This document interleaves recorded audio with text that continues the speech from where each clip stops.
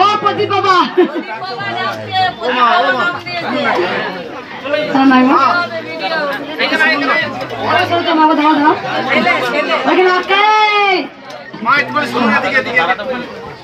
এই বাবা অনেক উপকার পেয়েছে বাবা। প্রদীপ খেয়ে এনেছে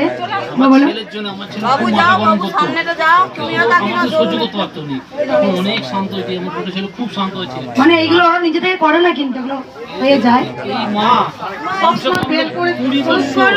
বেল পড়ে থাকতো সবসময়, ছাড়া থাকতো যন্ত্রণা, পায়ের যন্ত্রণা, ছটফট করতো।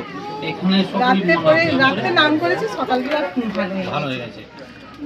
কোথা থেকে আসছে মা? আমি দেউলটি হাওড়া থেকে আসছি। আর বাবা কখন এলেন?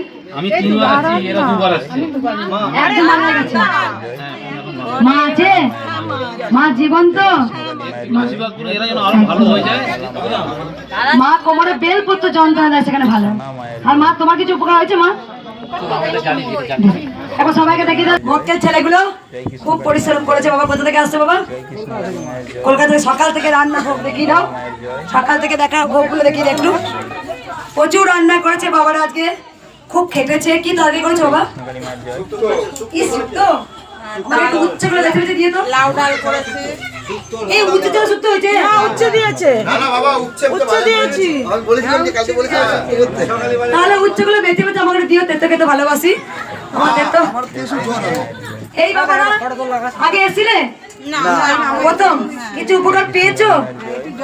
রাখতে পারতাম না, একটু কমেছে। কমেছে। মা তোমার? আমি হলো কি আমার ঘর থেকে লাভিয়ে দিয়েছে, আমি জব করে আমার ঘর এসে সরকার থেকে এসছে এসছে আবার এসছে। যে সমস্যা ছিল মাকে ডাকলে উদ্ধার করে দেয়। এবার সবাই বলুন জয় জয় তারা। মাকে দেখি রে। এবার ঝাঁট দাও, জল ছিটো। ওগো তোমরা কেউ আর মা মা করো না, ত্রিশূল ঠেকিয়ে। একটা কথাই বলবো, শুধু ভক্তি করো, মাকে ভক্তি করে দেখো, তাহলে জীবনে অনেক কিছু দেয়। চুপ করো, ভেতরটা তো জাম কেন? ভক্তদের বারবার বলছি, তোমরা মাকে ভালোবাসো, জীবনে অনেক কিছু পাওয়া যাবে।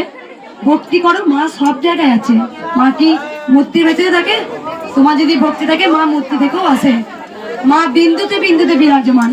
তুমি দেখো, দেখবে মা দেখবে ঠিক তোমার কাছে